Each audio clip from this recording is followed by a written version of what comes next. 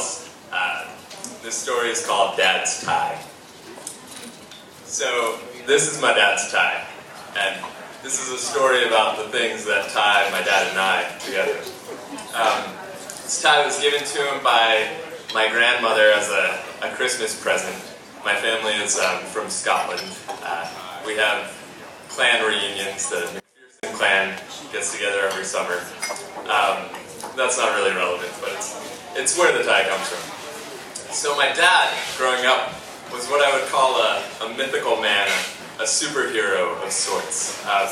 He'd tell these stories about his childhood.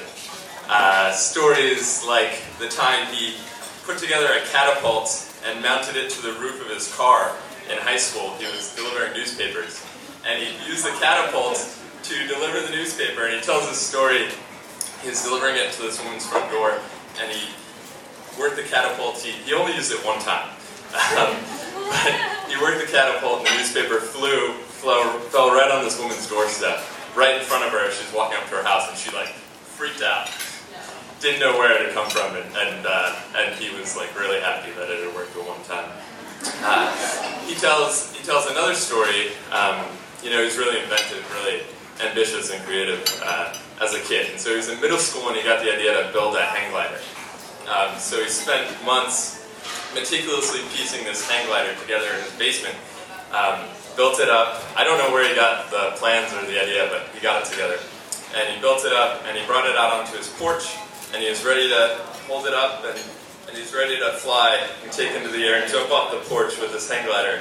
He was 12 years old. And he's right as soon as he's about to jump, he loses grip, and the hang glider slips, falls from his hands, crashes to the ground, breaks into a million pieces. He's fine. The hang glider's destroyed. And that story is kind of the way my dad's life has gone ever since then.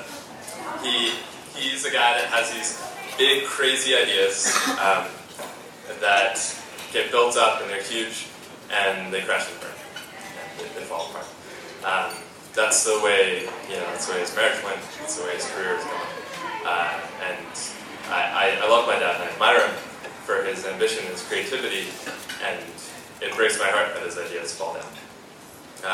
So as I was a kid, I was growing up, I admired my dad, and then I saw things fall apart, and I thought, I'm going to do things different. I think all of us sort of think about our parents and think about the things that they do wrong and the mistakes that they make, and we think, we're not going to make those mistakes, right? Has anybody else felt that way? I'm not going to make the same mistakes my parents made, right? That's sort of cliche. And so I of course, wasn't either.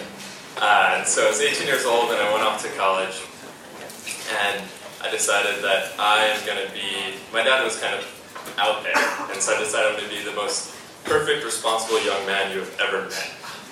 So I cut out all alcohol and drugs. I joined every community service club imaginable. I decided that before breakfast I was going to stop the genocide in Sudan. Before lunch I was going to solve the crisis with the war in Iraq. Before dinner I was going to solve another social ill. And then I was going to go to the gym and do all my homework and have the perfect relationship and have the perfect life and support everyone in my family and do it all. And as you might imagine, that didn't exactly work out. It was a little bit overwhelming. And so I was trying to be this perfect human being. And so I got through college, and by the end, all of it just started to build up and become too much. But I was still sort of plugging away with this superhero image of myself, because I wanted to be different from my dad. And so I realized, after some counseling and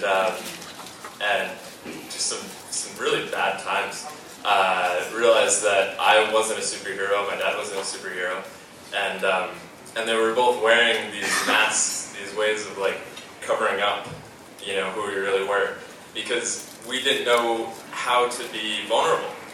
We didn't know how to be afraid, how to be sad. We didn't know how to embrace those emotions. And we both wore these masks, and it was like Spider-Man and Batman sitting down to dinner, facing off, and trying to man up against each other. And like my dad's tie, ties can like hold families together. Sometimes they can be suffocating. Sometimes they can sort of unravel. But I'm hoping that the vulnerability and uncertainty that I'm starting to embrace will start to tie my dad and I like back together. So, thanks.